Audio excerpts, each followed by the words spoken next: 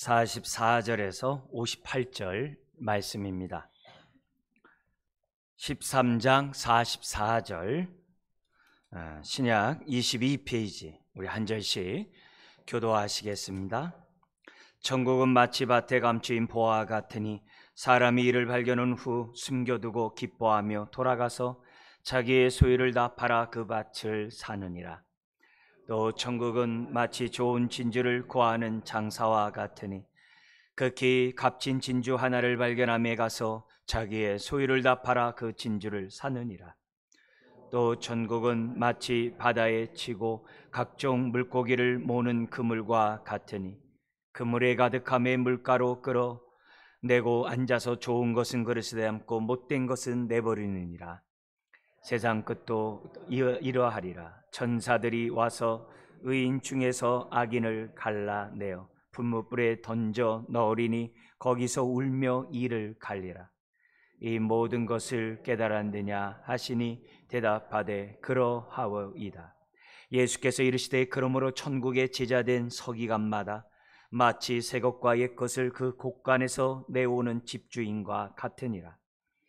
예수께서 이 모든 비유를 마치신 후에 그곳을 떠나서 고향으로 돌아가사 그들의 회당에서 가르치시니 그들이 놀라 이르되 이 사람의 지혜와 이런 능력이 어디서 났느냐? 이는 그 목수의 아들이 아니냐?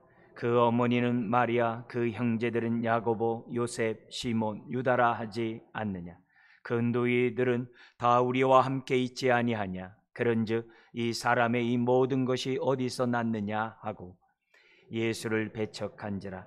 예수께서 그들에게 말씀하시되 선지자가 자기 고향과 자기 집 외에서는 존경을 받지 않음이 없느니라 하시고 같죠. 그들이 믿지 않음으로 말미암아 거기서 많은 능력을 행하지 아니하시니라. 아멘. 오늘 말씀의 제목은 51절에 있는 것처럼 이 모든 것을 깨달았느냐라는 주제로 말씀을 나누기 원합니다. 예수님은 저와 여러분들에게 하나님 나라가 어떤 나라인지를 7개의 비유를 13장에서 말씀하셨어요. 여기 하나님 나라는 영토를 얘기하는 것이 아니라 하나님과의 관계를 얘기를 해요. 하나님의 통치를 받는, 그 통치를 받는 것을 나라라고 얘기를 해요. 그러니까 예수 그리스도를 믿으면 하나님 나라의 백성, 자녀가 되죠. 자녀가 되죠. 그래서 우리가 하나님의 나라의 시민으로서 이 땅에 살아가요. 그래서 우리의 시민권은 2개예요. 하늘의 시민권과 이 땅의 시민권 2개입니다. 비록 우리가 대한민국에 살아가지만 하나님 나라의 시민으로 하나님 나라의 가치관을 가지고 이 땅에서 살아야 하는 것이 저와 여러분들이죠. 그런 의미에서 하나님 나라의 백성이 어떻게 이 땅의 믿음으로 살아가야 하는지를 우리 예수님은 비유를 통하여 쉽게 하나님 나라가 어떤 나라인지를 가르쳐주고 있습니다. 그동안 4개를 우리에게 말씀하셨고 오늘은 이 3개를 통해서 하나님 나라가 어떤 나라인지를 저와 여러분들이 오늘 예수님이 말씀하신 것처럼 이 모든 것을 깨달았느냐라는 말씀처럼 하나님 나라를 잘 깨닫고 저와 여러분들이 먼저 하나님 나라와 의를 구하는 삶을 살아가는 저와 여러분들이 되어야 될 줄 믿습니다. 왜냐? 그런 하나님과 올바른 관계, 올바른 인도, 올바른 통치를 받는 그곳에 행복이 있거든요. 삶의 의미가 있거든요.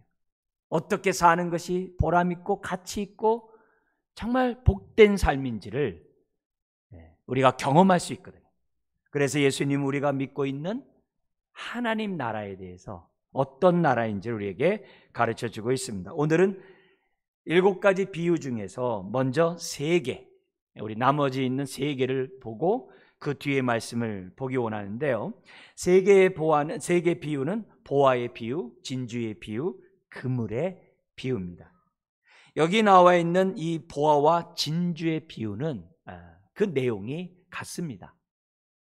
그래서 이 보화와 진주의 비유를 같은 그 비유로서 우리에게 말씀하고 있기 때문에 차이점은 있습니다만 우리가 이 시간에 이제 강조점만 여러분들에게 나누기로 원합니다. 먼저 이 보화의 비유를 잠깐 보면 어떤 사람이 우연히 밭에 감추인 보화를 발견하게 됩니다. 옛날에는 전란도 많고 위기도 많고 자기 집에 두면은 안전하지 않기 때문에 자기가 안전하다고 생각하는 곳에 감췄겠죠. 근데 이제 전쟁이 나고 또 원치 않게 그곳을 둔 사람이 살아있지 못하거나 포로를 끌려가거나 하다 보면은 자연스럽게 그 보화가 땅에 묻혀 있게 되겠죠. 훗날 시간이 지나면서 어쨌든 뭐 홍수가 나고 뭐가 나든지 하든 간에 지금 보화가 발견된 거예요. 우리나라의 법도 그렇지만 유대법도 마찬가지입니다. 그 밭에 있는 보화는 그 밭의 주인의 것입니다. 주인의 거예요. 그런데 그것을 발견한 사람이 기뻐서 뭐라고 그래요? 그 보화를 얻고자 자기의 모든 소유를 다 팔아 그 밭을 삽니다. 왜요? 그래야 보화가 자기 것이 되니까. 이걸 갖다 오늘 우리들로 얘기하면 이런 거와 똑같아요. 예를 들면 우리 기도할 때 이런 얘기 하잖아요. 하나님 저 집 큰 집 갖고 싶어요. 좋은 차 갖고 싶어요. 좋은 소파 사고 싶어요. 막 이러잖아요. 한마디로 얘기하면 뭐예요? 돈 주세요. 이거 아니에요. 그죠? 우리가 이 땅에 살아가면서 우리가 가장 소중하게 생각하는 가치들이 있어요. 많이 있어요. 그죠? 뭐 사랑도 있고 소망도 있고 여러 가지 많이 있어요. 근데 하나님 나라가 임하는 그곳에는 기본적으로 세 가지가 임한다 그랬죠. 하나님 나라가 임하는 그곳에서는 의와 뭐 있죠? 희락과 화평, 평안과 기쁨이 있다는 것이 지금 하나님 나라가 임하는 그 모든 사람에게는 그것이 임한다는 거예요. 있다는 거죠. 여기 의라는 얘기도 역시 하나님과의 관계에서 우리들이 생각해야 될 중요한 용어입니다만 의와 반대되는 그러한 요소들로 얘기한다면 뭐가 있냐면은 우리가 이 땅에서 살아가면서 겪고 있는 많은 죄책감들, 죄와 연관해서 갖고 있는 부끄러움이라든지 수치스러움이라든지 어떤 황당함이라든지 아픔이라든지 하여튼 죄로 말미암아 우리에게 비롯되는 모든 죄책감들, 이 죄책감과 연관해서 의는 뭐냐면 더 이상 죄책감이 없다는 거예요. 의라는 이 말이 하나님의 심판대 앞에서는 너 죄 없다 선언하는 것이 의예요. 그래서 우리가 신앙생활하면서 의롭다함 받는 것은 너무너무 중요해요. 너무너무 중요해요. 이 땅에서 정신과 의사의 그 글을 보니까는 죄책감에서만 벗어나도 침상의 4분의 삶을 치울 수 있대요. 사람들이. 그만큼 우리가 이 땅에 살아가는 데서 이 죄책감에서 벗어나는 의야말로 굉장히 중요한 보물이거든요. 근데 이 보물이 어디서 오느냐? 예수 그리스도를 영접하고 하나님 나라의 자녀가 되면 그가 뭐예요? 의로운 백성이 되는 거예요. 그리고 의의 삶을 살아가는 거예요. 이게 얼마나 복된 얘기입니까? 심지어 평안도 마찬가지예요. 우리의 삶에 얼마나 염려와 근심과 두려움과 아픔들, 무서움이 얼마나 많습니까? 잠이라도 편안히 자지 못하고 앞일이 어떻게 될지 모르는 늘 염려 가운데 살아가는 게 우리들이에요. 근데 이 마음이 샬롬, 하나님의 평안으로 가득하다면 얼마나 두 다리 쭉 뻗고 살겠어요. 앞일에 대한 두려움과 불안 이런 것에 대해서 떨쳐버릴 수 있겠죠. 근데 이 중요한 이 보물, 이 평안, 세상이 알 수도 없고 줄 수도 없는 이 평안, 세상은 평화 원하지만 이 세상에서 평안을 얻을 수가 없거든요. 근데 그 평안을 예수 그리스도를 믿음으로 하나님의 백성으로 우리가 얻을 수 있다면 이것보다 귀중한 보물이 없겠죠. 뿐만 아니라 기쁨도 마찬가지예요. 세상에는 수없이 많은 기쁨들이 있어요. 자녀를 통해서 얻는 기쁨도 있고 내가 어떤 일을 성취해서 얻는 기쁨도 있고 많아요. 그렇지만 이거는 일시적이에요. 제한적이에요. 시간이 지나면 나의 것을 계속에게 기쁨을 줄 수 없는 것들이 대부분이에요. 심지어는 죄악에도 낙이 있다 그랬어요. 잠시 죄악에 낙이 있다 그랬어요. 그래서 세상 사람들은 잠시 죄악의 낙을 위해서 자기 인생을 허비하면서 살아가요. 그런데 하나님이 세상이 알 수도 없고 줄 수 없는 그 기쁨을 예수 그리스도를 믿는 자에게 주시거든요. 이상하게 하나님 나라의 백성이 되면 먼저 그 나라 그 의를 구하면서 주의 뜻대로 순종하면 이상하게 마음에 평안이 와요. 이상하게 마음에 기쁨이 와요. 내 시간을 드렸는데, 내 삶을 드렸는데, 내 모든 걸 드렸는데 세상이 몰라요. 근데 기뻐요. 왜 그래요? 하나님 나라의 통치 아래 있으니까. 하나님 나라 안에 있으니까. 우리가 이 땅에서 얻고 싶어하는 죄책감으로부터 자유함, 모든 불안과 두려움으로부터의 자유함, 세상의 어떤 잠시 죄악의 낙에서 내 인생을 허비한 데서 자유함을 얻을 수 있는 그 길이 뭐냐? 하나님 나라를 알면 되는 거예요. 하나님 나라의 가치관을 내가 얻어요? 붙잡으면 되는 거예요. 예수 그리스도를 믿고 하나님의 자녀가 되면 하나님 나라가 그의 것이거든요. 그의 것이거든요. 그렇기 때문에 오늘 여기에서 볼 때 이 땅에 살아가면서 내가 발견한 이 밭의 그 봄을 얻을 수 있는 그 길은 밭을 사는 거예요. 하나님의 자녀가 되면 되는 거예요. 하나님 나라 백성이 되면 되는 거예요. 그러면서 동시에 진주의 비유도 마찬가지. 그 당시 그 율리우스 황제 같은 경우에는 이 진주를 갖다가 이 왕족들만 소유하게 했어요. 그러니까 그만큼 귀한 거죠. 히브리 전통은 천사의 눈물이 진주라고 그랬어요. 그만큼 귀한 거죠. 그래서 그 진주를 발견하면 사람들이 어떻게 해야 돼요? 자기의 모든 소유를 팔아 그 진주를 샀다라고 그래요. 여기서 삐딱하게 아니 진주 사면 그 진주가 밥을 주냐 뭘 주냐 이렇게 하면 안 돼요. 네? 그만큼 가치 있는 곳에 자기의 모든 것을 투자해서 얻고자 하는 그 지혜로운 행동을 얘기하는 거지. 진주 샀다고 그것이 밥 주냐 이런 식으로 하면 안 돼요. 네? 더구나 또 그 밭의 보화를 발견해서 주인한테 신고해야지. 주인 모르게 발견했다고 그 밭을 사가지고 자기 것 만들어?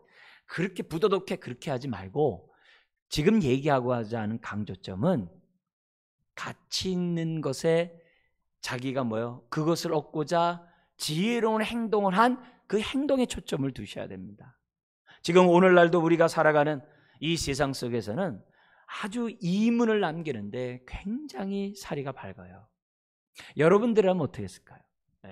지금 진주 이렇게 귀하다 이렇게 생각하지 않겠습니다만 여러분들이 볼 때 가장 가치 있다고 생각하는 그 일이 있다면 여러분 어떨까요? 여러분이 갖고 있는 것으로 살 수 있다고 못해요. 다 팔아서 그를 얻고자 하겠죠. 우리 연인들도 그렇잖아요. 상대방을 얻기 위해서 자기의 모든 것을 다 희생해서 상대방을 사랑하는 사람을 얻고자 하잖아요. 그게 사람이에요. 지금에 있는 사람이 얼마나 이문을 하는데 아주 빠삭하냐면 지금같이 이렇게 금리가 올라가고 인플레이션이 되고 그러면 어떻게 돼요? 집값은 떨어지는 게 정석이에요. 그게 교과서예요. 근데 이 강남 상구는 막 올라가요. 왜 그래요? 그렇게 하면 나중에 이문이 있다는 거거든요. 그게 사람이에요. 근데 돈은 있어도 되고 없어도 되는 거예요. 우리의 인생을 투자한다는 입장에서 생각해 봐요. 우리의 목숨, 생명을 정말 생각하면서 투자한다는 입장에서 한번 생각해 보라. 물질은 투자했다 손해볼 수도 있어요. 있다도 없는 게 물질이에요. 근데 영생은 아니에요. 하나님의 나라는 아니에요. 우리의 인생이 허비되고 우리의 인생이 쓸모없이 그럴 거가 아니라 우리의 인생이 보람되고 우리의 인생이 복되기 위해서는 하나님 나라 백성이 돼야만 해요. 그것을 위해서 오늘 저와 여러분들은 어떻게 돼요? 예수 그리스도를 영접해야만 한다는 거죠. 특별히 오늘 이 보화와 진주의 비유를 통해서 주님의 강조점, 그 강조점이 뭐냐 이게? 너의 인생을 위해서 올바로 선택, 올바른 투자를 하라는 거예요. 주님이 올바른 투자를 하는 거예요. 하나님 나라의 가치를 안다고 한다면 사람들은 자기의 모든 것을 다 들여서도 희생해서라도 천국에 들어가고자 할 거예요. 그게 당연하죠. 근데 안타깝게도 세상 사람들은 천국에 대해서 관심을 있고 들어가기 원하지만 실질적으로 어떻게 돼요? 애쓰질 않아요. 무관심합니다.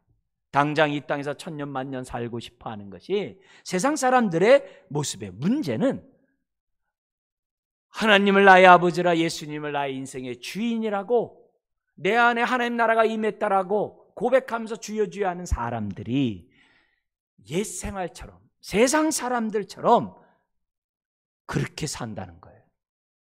하나님 나라가 그렇게 귀하다고 했음에도 불구하고 먼저 그 나라 그 일을 구하고자 살려고 하지 않는다는 거예요.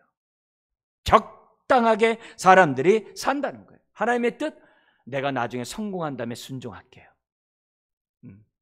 2, 3, 먼저 명예로운 거 다 얻은 다음에 이 명예를 가지고 하나님께 영광 돌릴게요. 이렇게 생각하지, 매 순간 하나님의 통치, 하나님의 인도, 하나님 말씀에 순종하는 그 삶에 멀다는 거예요. 누가 예수 믿는 사람일까요? 하나님 나라의 가치를 아는 자가 예수 믿는 사람이에요. 왜요? 예수를 믿음으로 이제부터 내 인생은 내가 주인이 아니라 예수님이 나의 주님이라고 고백하는 것이 믿는 거기 때문에 그래요. 내 인생이 주의 것이라고 믿는 사람이 믿는 자거든요. 예수님 나의 죄를 위해서 죽으신 거 나 믿어요. 근데 나는 예수님 나의 주인인 것은 싫어요. 그건 안 믿는 거예요. 그건 아직 하나님 나라의 가치를 모르는 사람이에요. 모르는 사람이에요. 주님의 핏값으로 나를 사시니 감사합니다. 이 몸은 내 것이 아니라 주의 것입니다. 그래서 내가 이 몸을 주 앞에 드리니 주 뜻대로 쓰세요. 그래서 예수님을 나의 주님이라고 고백하는 거예요. 그렇게 고백하지 않는 것은 천국 백성이 아니라는 거죠. 성경에 보면은 지혜로운 선택 속에서 인생을 투자함으로 아주 복을 받았던 많은 사람들이 등장해요. 그 가운데 한 사람이 삭개오예요. 삭개오는 유대인이지만 세리였어요. 근데 세리에서도 장이었어요. 근데 안타깝게도 키가 작아서 여러 가지 어려움 속에 있었다라고 추측할 수 있어요. 그래서 그런 보상 속에서 그 사람은 뭐냐면 많은 돈을 벌므로 사람들을 자기 밑에 두고자 하는 욕심이 있었던 것 같아요. 그래서 열심히 세리장으로 돈을 벌고 부자가 됐습니다. 그 당시 유대 사회에서는 이 세리들은 다 매국노로 봤어요. 왜냐하면은 어느 지역에 세리가 되면은 미리 자기가 이렇게 신고를 합니다. 그럼 경쟁자가 나와요. 한 해 동안의 세금을 예를 들어서 얼마를 내가 걷어서 당신에게, 왕이겠죠? 왕에게 상납하겠습니다. 그러면은 제일 많이 돈을 많이 세금을 내겠다는 사람에게 우선권을 주겠죠. 그리고 세리는 그 외에 나머지 돈은 자기 거예요. 그냥 세리장이겠죠. 세리장은 자기 거예요. 그러니까 얼마나 악착같이 세금을 걷겠어요. 그러니까 매국노가 되는 거예요. 그러나 그럼에도 불구하고 내가 돈만 있으면 좋다 이거죠. 근데 그가 세리장이 되고 부자가 됐는데 왠지 그 마음속에 평안이 없는 거예요. 기쁨이 없는 거예요. 어느 순간 예수님에 대한 소식이 들립니다. 근데 그분이 자기 동네를 지나가는 거예요. 그래서 자기도 가고자 했는데 키가 작기 때문에 예수님이 안 보여요. 길가에 있는 뽕나무 위에 올라갑니다. 근데 웬걸 지나가던 그 주님이 자기를 향해 오더니 자기 이름을 부릅니다. 언제 만났다고? 자기 이름을 불러요. 삭개오야, 오늘 내가 너희 집에 유하여야겠다. 얼마나 감사한 그런 초대입니까? 요청입니까? 그는 자기 집으로 예수님을 영접해요. 시간이 어느 정도 지났다고 볼 수 있겠죠.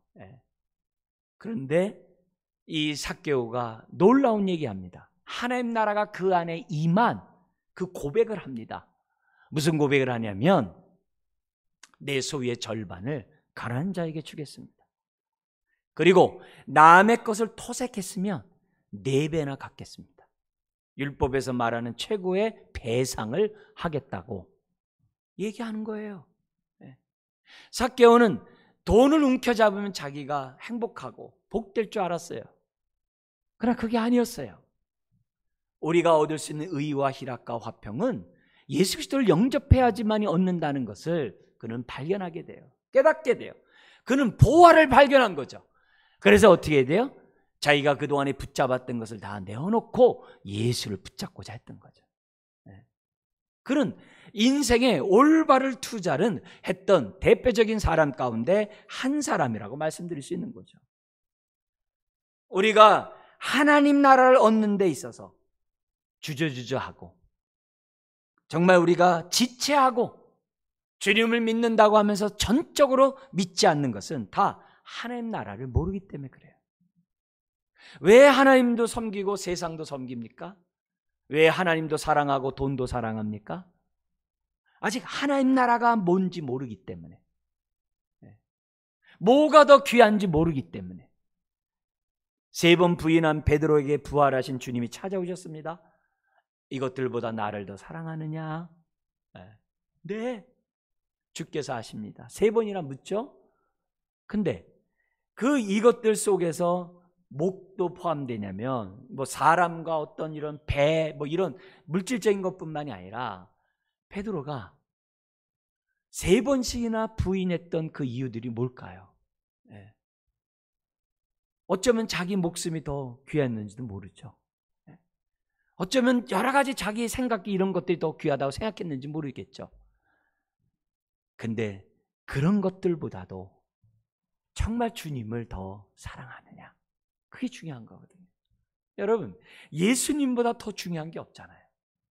영생을 얻는 것보다 더 소중한 가치는 없잖아요. 그렇다면 우리가 지혜로운 선택을 해야죠. 우리는 그 나라를 붙잡아야만 하는 거죠. 왜 사람들이 두 주인을 섬기고 우왕좌왕합니까?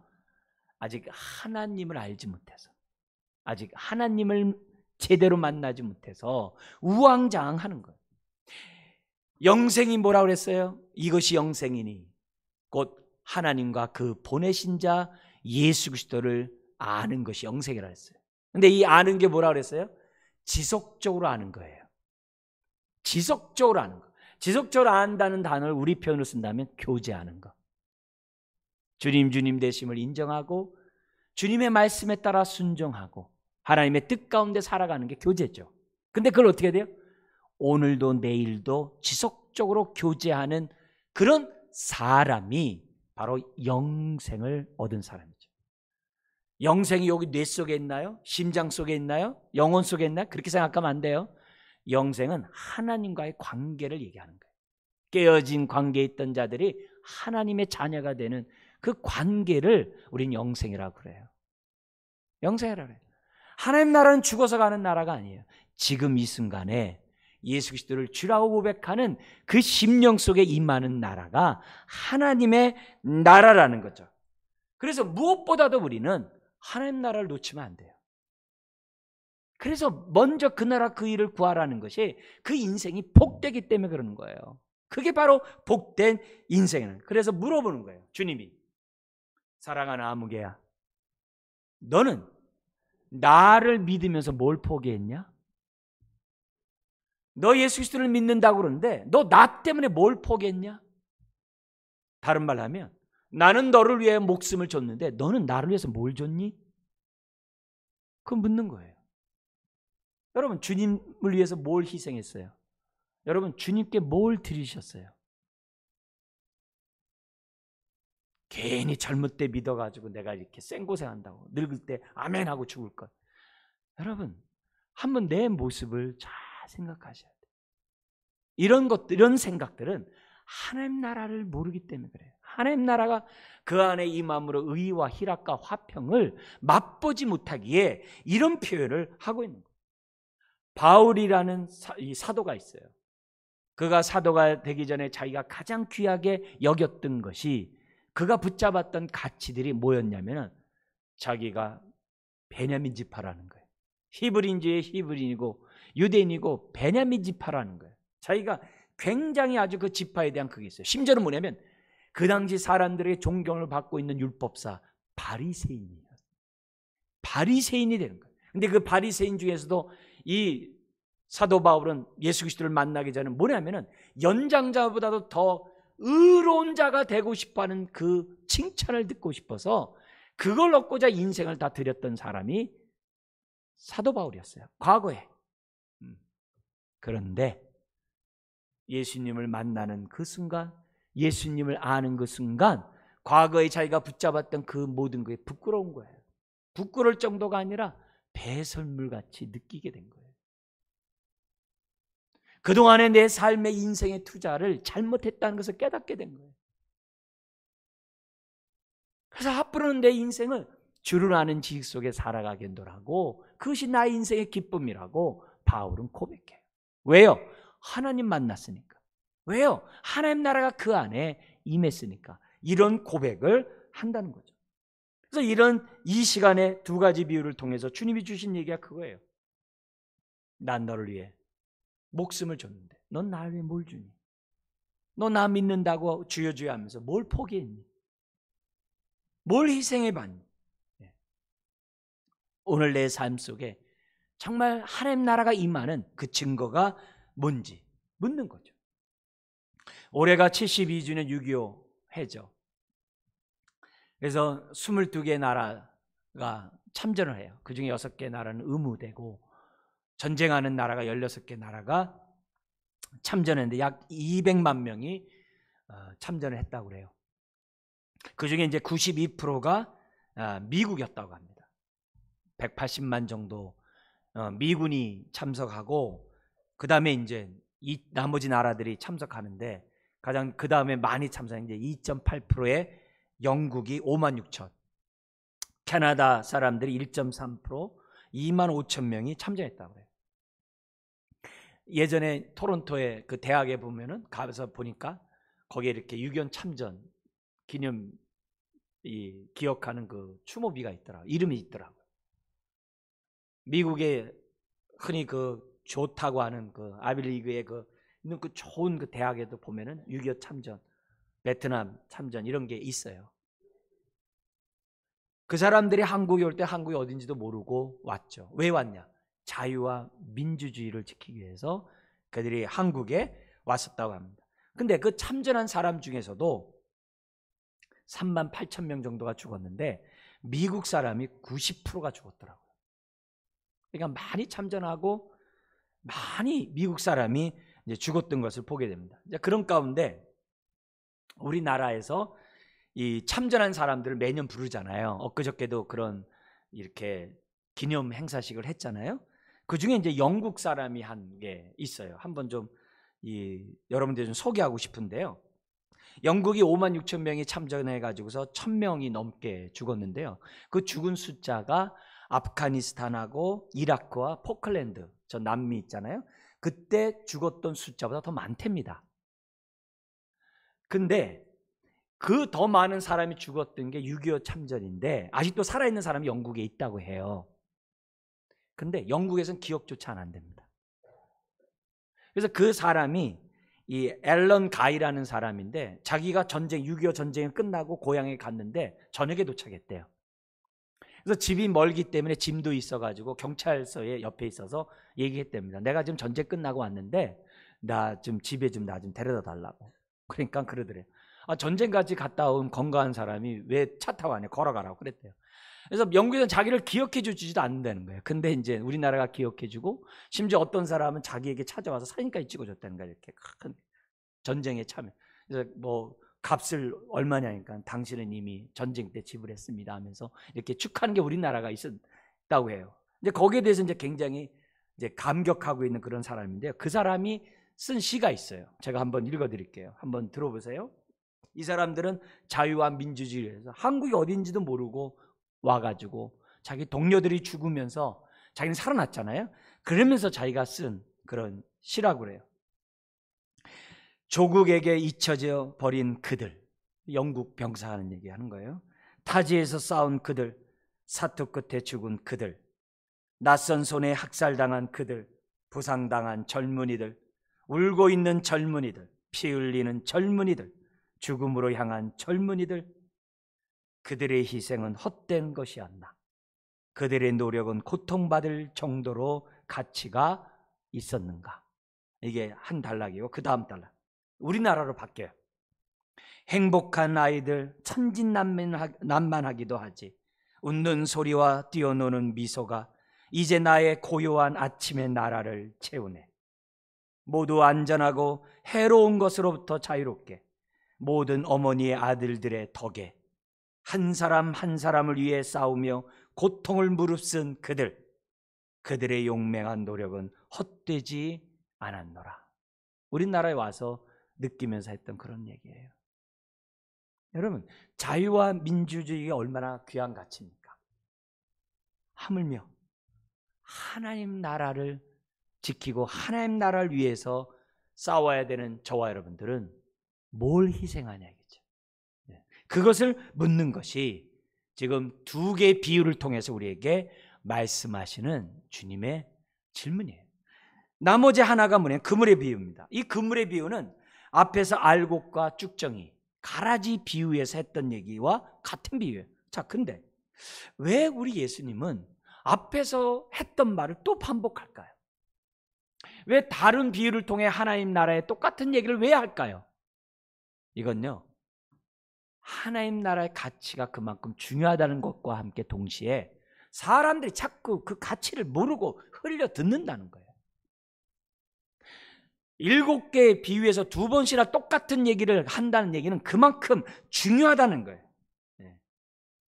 그만큼 흘려 듣지 말고 좋은 고기가 되라는 거예요. 그물의 비유에서는 좋은 고기는 놓고 못된 고기는 버린다 그랬잖아요. 그래서 좋은 고기가 돼야 한다고 하는 것을 거듭 말씀하고 있는 거예요. 비슷한 비유가 성경에 많이 나오잖아요. 같이 밭에 있다가 한 사람은 주의 나라로 가고 한 사람은 남김을 받고, 둘이서 맷돌 가다가 한 사람은 주님의 나라에 가고 한 사람은 못 가고, 신랑을 예비하는 10명의 처녀가 있는데 5 처녀는 들어가고 5 처녀는 못 들어가고, 심지어는 양과 염소처럼 이게 갈라지는 그런 모습들이 얼마나 많은지 몰라요. 근데 사람들이 신경을 안 써요. 천국과 지옥이 있다는 말은 알아요. 여러분, 오늘 이 메시지에서 그물의 비유에서 주님이 강조하는 것은 다른 게 아니에요. 천국은 하나님 주권이에요. 하나님 뜻에 달려 있어요. 내가 들어가고 싶어서 들어가는 것이 아니에요. 근데 이 그물 비유를 통해서 우리에게 주는 메시지는 이거예요. 강조점은 오늘 이처럼 예배 드릴 수 있어요. 하나님 나라는 누구나에게 열려 있어요. 오늘도 예배 누구나 와서 드릴 수 있어요. 근데 천국 내 마음대로 못 가요. 천국 하나님의 뜻에 순종하는, 따르는 자들만이 들어가는 나라가 하나님 나라예요. 하나님 나라에는 못된 고기는 못 들어가요. 좋은 고기가 들어가요. 근데 우리말로 표현한다면 좋은 고기 그럼 나쁜 고기 해야 되잖아요. 근데 주님은 못된 고기라고 했어요. 여기 못된이라는 얘기는 부패하고 쓸모없고 아무 가치 없다는 못된이에요. 우리들 눈에는 안 보일 수 있어요. 내 스스로가 좋은 고기라고 생각하면 예배드릴 수 있어요. 때로는 저 사람 못된 고기일 거라고 사람이 정죄할 수 있어요. 근데 뒤바뀔 수 있어요. 천국에 들어오고 못 들어오는 것은 주님의 손에 달려 있어요. 누가 들어간다고요? 그래서 산상수훈을 준 거예요. 바리새인과 서기관들은 자기는 당연히 들어간다고 생각했어요. 근데 뭐라 그래요? 못 들어간다 그랬어요. 그래서 사람들이 얘기합니다. 바리새인과 서기관보다 더 나은 의의, 의 삶을 살지 않으면 못 간다. 바리새인과 서기관의 의의는 뭐예요? 자기 의의예요. 자기를 과시하고 인정받고 내세우는 의의예요. 바리새인과 서기관보다 더 나은 의의는 뭐예요? 하나님의 의의예요. 겸손히 마음을 열고 주님을 영접한 자에게 주어지는 하나님의 의의예요. 자기 의의가 아니에요. 천국은 위로부터 오는 것이지 나로부터 오는 게 아니라는 거예요. 그것을 알고 뭐 하라는 거예요? 좋은 고기가 되라는 거예요. 좋은 고기는 뭐예요? 앞에서 비유해서 우리 씨 뿌리는 비유로 얘기한다면 길가에와 같은 마음밭 가지면 좋은 고기일까요? 돌짝밭같이 어려움만 있으면 주인 부인하는 게 좋은 고기일까요? 가시덤불 마음밭과 같이 세상 염려만 생각하고 돈 걱정만 하고 세상의 쾌락을 내가 일삼는 게 그게 좋은 곡일까요? 좋은 곡일 수 없죠. 옥토밭만이 좋은 곡이죠. 옥토밭이 뭐예요? 듣고 뭐예요? 지키되 인내함으로 열매를 맺는 자가 좋은 곡이겠죠. 그런 자들만이 천국에 들어갈 수가 있다라고 말씀하고 있어요. 그러니까 오늘 이 메시지를 통해서 우리에게 묻는 거예요. 너 좋은 곡이냐? 너 혹시 못된 곡이는 아니냐? 지금 주님이 질문하고 있어요. 그래서 이 말씀 앞에 묻는 거예요. 나는 어떤 곡인가? 나는 어떤 곡인가? 나는 옥토밭을 갖고 있는 마음밭인가? 내 모습을 이 시간에 점검하셔야만 하는 거죠.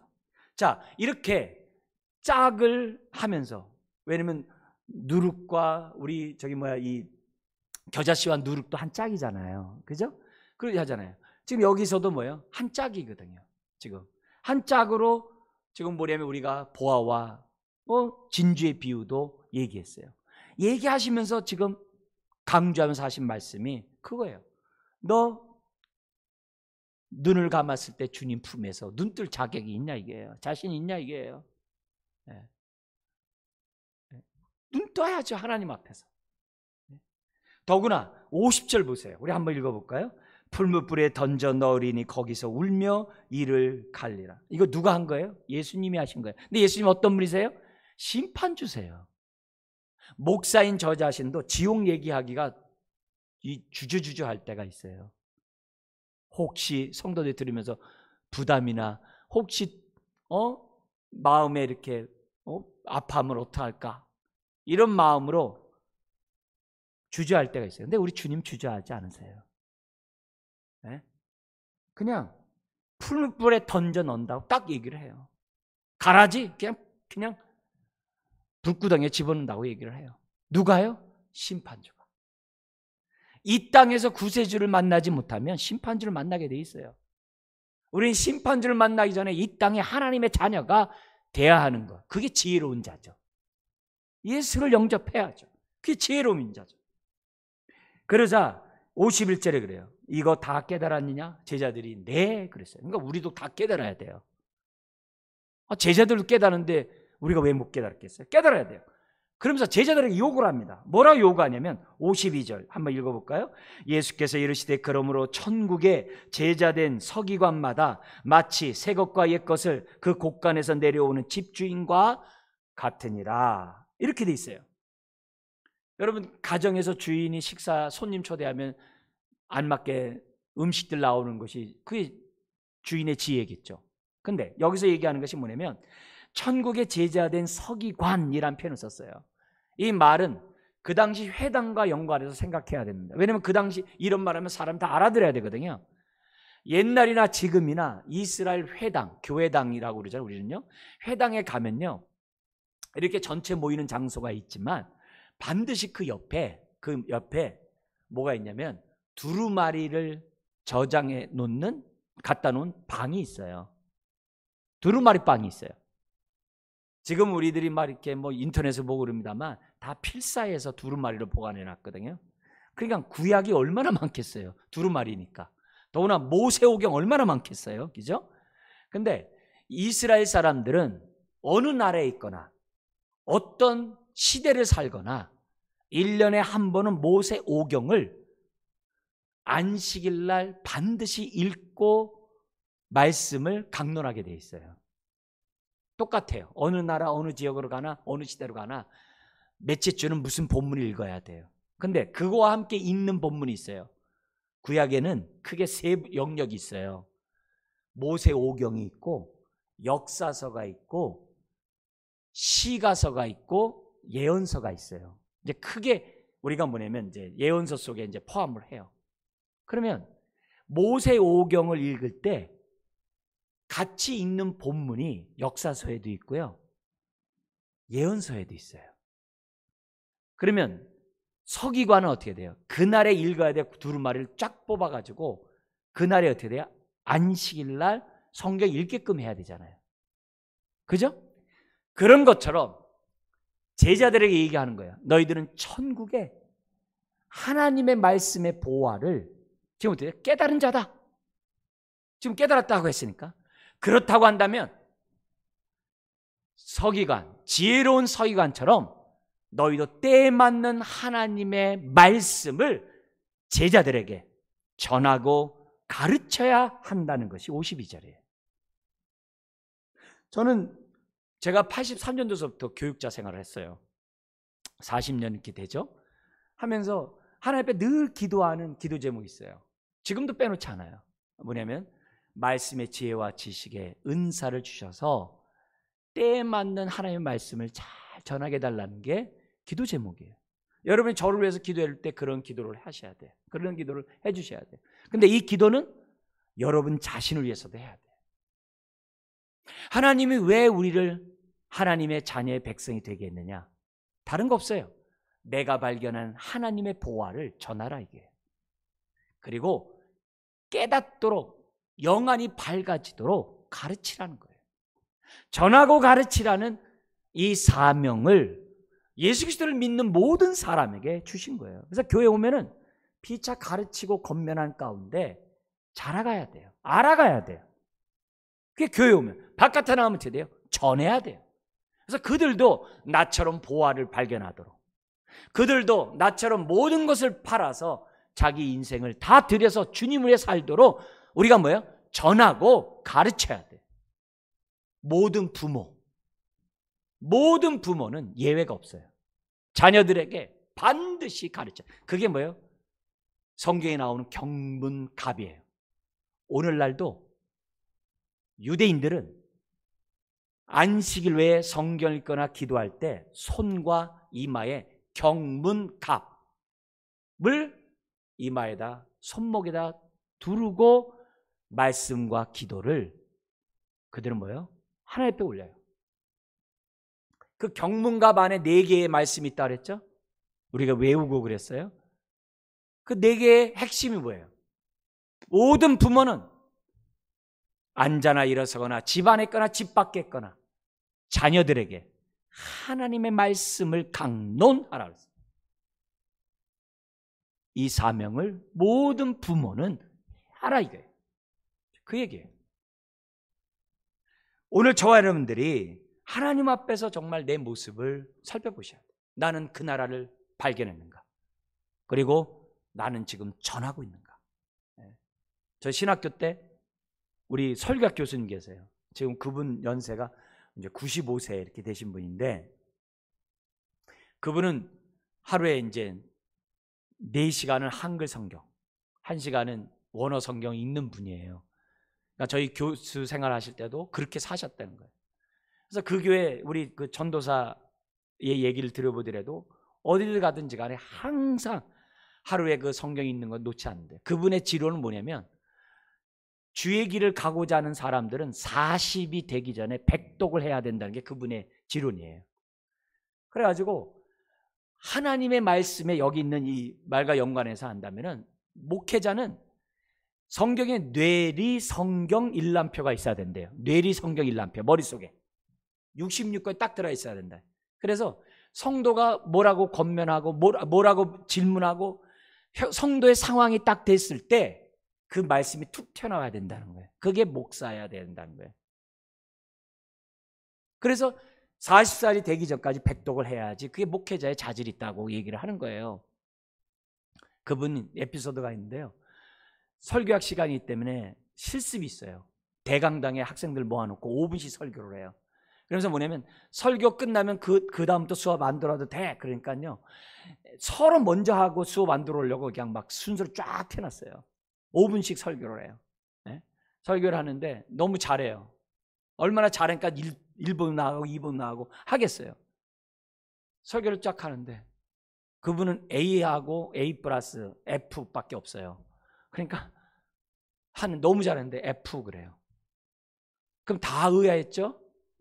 제가 아직도 기억나요. 뭐냐면 당신 그렇게 세대주로 나눴는데 어떻게 그게 세대지가 맞냐는 거예요. 대지 세습 나는 게 맞냐. 두 번째, 세 번째는 한 문장 아니냐 이게. 한 문장인데 어떻게 그걸 갖다가 똑같이 두 개로 나눠가지고 세 개로 하냐 이게. F 딱 그러는 거예요. 그래서 다음 학년에 다시 수업을 들어야만 하는 거예요. F가 보통 심각한 게 아니에요. 한 명은 부흥사를 지망하는 친구가 나와서 뜨겁게 설교를 했어요. 너무 잘했어요. 근데 우리 시선이 글로 가겠죠, 교수님. 그 즉시에서 얘기하니까 뭐라 그러냐면, 누가 나한테 좀 가위 좀 갖다 주세요. 내가 저 혀를 잘라버리겠다고. 분위기가 보통 무서운 게 아니죠. 네. 그 다음부터 서로 안 하려고, 서로 두 번째, 세 번째 이거 안 하려고 사람들이 그래도 5분을 해야 돼요. 그래야 A를 받든 F를 받든 하는 거예요. 그분 얘기는 다른 거 없어요. 성경도 제대로 연구 안 하고 어떻게 하나님의 말씀을 전하냐 이게요. 네. 그래서 하나님의 말씀을 우리들이 아는 게 중요한 게 아니라 제대로 깨닫고 때에 맞게끔 음식이 나와야 되는 것처럼 그렇게 한다. 그래서 내리 성경 1남표가 있어야 돼. 66권이 머릿속에 들어야 있어야 돼. 네. 그래서 어느 성도가 얘기할 때, 어떤 성도가 어려움에 있을 때 말씀이 툭툭툭툭 튀어나오는 그런 자가 돼야 한다는 것을 지금 우리들에게 말씀해요. 자, 그리고 나서 53절부터 이제 14장 넘어갈 때까지 핍박 얘기를 하는 거예요. 근데 오늘 본문과 연관해서 간단히 53절, 58절 얘기한다면 이겁니다. 깨달았다면 고난이 있다 하더라도 전하고 깨닫게 하라는 거예요. 너희 삶에 핍박이 있다 할지라도 복음은 전해야 되고 먼저 그 나라 그 이는 구해야만 한다는 거예요. 그게 53절에서 58절이에요. 예수님이 자기 고향에 가가지고서 회당에서 놀랍게 말씀했는데 사람들이 믿질 않아요. 그래서 오히려 얘기합니다. 너 목수 아들 아니냐? 네. 근데 어떻게 지금 뭐냐면 선지자 노릇하고 어떻게 서기관 노릇하냐? 안 믿는 거예요. 그러자 57절에 우리 예수님이 이렇게 얘기합니다. 선지자가 자기 고향과 자기 집 외에서는 존경을 받지 않음이 없느니라 이렇게 얘기를 해요. 그 당시 동네는요 같은 씨족이에요. 왜냐하면 지파별로 분배를 받았기 해서 내려왔기 때문에 다 친인척들이에요. 근데 이 친인척들이 우리 앞에서는 뭐라고 그래요? 예수님이 미쳤다 해가지고 예수님을 잡아가려고 했던 친척들이 있는 데거든요. 그런 데에 가서 말씀을 전하니까는 안 믿는 거죠. 오히려 배척하는 거죠. 자, 근데 요거는요 히브리 문화를 좀 이해하면 더 이해가 돼요. 히브리인들은요 부모의 직업이 자식의 직업이에요. 그렇게 전통이에요. 그래서 예수님의 가문은 목수예요. 또 석공까지 하는 목수예요. 근데 목수의 집안에 태어났으면 목수 일을 하는 것이 영예롭고 그 가문을 빛내는 일인데 어찌하여 남의 집에 있는 서기관들이 하는 그 일을 갖다가 너 하고 있냐 이게요. 그 말 속에서 뭐가 있냐면은 자기 일에 만족하지 못하고 자기 집안의 삶의 생계를 책임지지 않는 게으른 자라는 그 불명예스러움이 그 안에 들어있는 거예요. 그리고 남의 직업에 대해서 부러워하는 아주 수치스러운 불명예스러운 행동이 그 안에 들어가 있는 거예요. 선지자는 선지자의 그런 가문 속에서 선지자를 한다라는 의식들이 있는 거예요. 그러니까 뭐예요? 서기관과 바리새인들이 우리 그런 집안인데 이런 의식이 있는 거예요. 근데 예수님 12제자가 어때요? 이건 학벌도 없지, 이건 어디 근본도 없지. 근데 12제자가 되고 새 예루살렘, 새 이스라엘이 되고 새 언약의 기둥이 된다고 받아들일 수 없다는 거예요. 그 당시 사회가. 뭔가 가문이 있어야 되는데 12제자가 아무것도 없잖아요. 예수님 목수 가문인데 무슨 선지자 노릇하냐 이게. 이 비슷한 게 구약에도 있어요. 하나님이 뽕나무 재배하는 아모스를 갖다가 저 폐역한 우상 숭배하는 저 북쪽에 있는 사람들에게 정신 차리도록 하나님이 드디어 선지자 아모스를 선지자로 보냈어요. 그러니까 야, 너 뽕나무 하던 자가 왜 우리 와서 선지자 노릇하냐? 그러니까는 아모스가 뭐라냐면 이렇게 얘기를 해요. 나 선지자 아닌 거 맞다. 선지자의 아들이 아닌 것도 맞다. 나는 목자여 뽕나무를 배양하는 자다. 그러나 선지자의 사명은 뭐예요? 하나님께 들은 말씀을 그냥 전하면 끝나는 거거든요. 그래서 아모스 선지자가 전하고 가는 거예요. 이것만이 아니에요. 엘리야와 엘리사에도 나와요. 엘리사가 엘리야를 따라갔다가 갑자기 자기가 선지자래. 동네 사람들이 받아들일 수 없는 거예요. 그러니까 그 엘리사를 향해서 뭐라 그랬어요? 대머리여 대머리여 올라가라 올라가라 하면서 비아냥거렸어요. 그러다가 짐승에 의해서 죽음을 당한 사건 있잖아요. 그런 얘기가 왜 나오냐면 선지자 가문도 아닌데 지금 뭐냐 이게. 네? 그런 게 성경에 여러 군데 나옵니다. 그러니까 예수님 당시에도 똑같아요. 당신은 목수 아들 아니냐? 목수일 해야지 왜 다른 일 하느냐? 우리는 예수님 믿기 때문에 아멘 하지만 그 당시에 사람들을 받아들일 수가 없는 거예요. 심지어 누구예요? 한 친척도. 이때는요 예수님의 동생도 예수님 미쳤다고 생각했던 때거든요. 그런데 예수님이 이런 얘기 57절을 왜 한 거예요? 선지자가 자기 고향과 자기 집에는 존경을 받지 아니면 없느니라. 예수님을 자신은 뭐예요? 선지자직으로 얘기를 함으로써 구약에 있는 선지자들이 핍박을 받으면서도 자기가 들은 말씀을 전했던 게 선지자였잖아요. 나 역시 그렇다. 근데 팔복의 8번째 복도 뭐예요? 의를 위하여 핍박을 받는 자가 복이 있다 하면서 뭐라 그래요? 제자들에게 뭐라 그래요? 선지자들도 다 핍박을 받았느니라 하면서 제자들을 드려요. 선지자와 같은 사명을 맡은 자로 설명하고 있는 거예요. 그렇다고 한다면 이 메시지를 통해서 우리에게 주어지는 메시지는 뭐예요? 다른 거 없어요. 지금도 세상 사람들이 기독교를 개독교라고 그러잖아요. 또나 코로나의 잘못된 어떤 정보 때문에 교회에 대해서 손가락질 하잖아요. 물론 교회가 잘못한 것도 있어요. 근데 엊그저께 국민일보에 기독교 난에 미션 난에 전면 광고가 나왔더라고요. 비대면 예배가 법에 어긋난 걸로 판결이 났어요. 우리나라가요. 왜냐하면 코로나 때문에 정신적인 그런 스트레스와 아픔 가운데 있는 자들을 교회가 얼마든지 위로해주고 그 마음을 북돋아주는데 그걸 원천 차단했다는 거예요. 그게 판결이 났어요. 그러니까 그런 것처럼 우리는 많은 어려운 일을 겪는 가운데 코로나를 지나고 있어요. 지금요. 바로 이런 때 주님 뭐라는 거예요?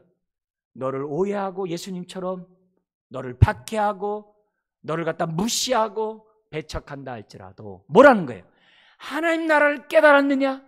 그렇다면 고난 중에서도 하나님 나라를 전하고 깨닫게 해주는, 그래서 세상 사람들로 하여금 보화의 가치를 알게 하는 그 사명에 헌신하라고 오늘 우리 주님이 말씀하고 있습니다. 사랑하는 성도 여러분, 하나님 나라의 백성으로 나는 주님을 위해 뭘 희생했고 나는 뭘 헌신했고 나는 이 땅에 살아가는 좋은 고기인지 아닌지 점검하면서 정말 하나님 나라의 백성답게 살아가는 저와 여러분 되시길 주의 이름으로 축원합니다. 기도하겠습니다. 하나님 아버지, 우리의 인생을 한 번밖에 없는 이 인생을 주여 우리가 올바로 투자하게 하여 주옵소서. 하나님의 나라를 위하여 우리의 삶을 드릴 줄 아는 자녀들 되게 하여 주시고, 누가 뭐라고 하더라도 의와 희락과 화평 속에 먼저 하나님 나라와 의를 구하며 살아가는 자녀들 되도록 풍성한 은혜 허락하여 주옵소서. 감사하며 예수님의 이름으로 기도드리옵나이다. 아멘.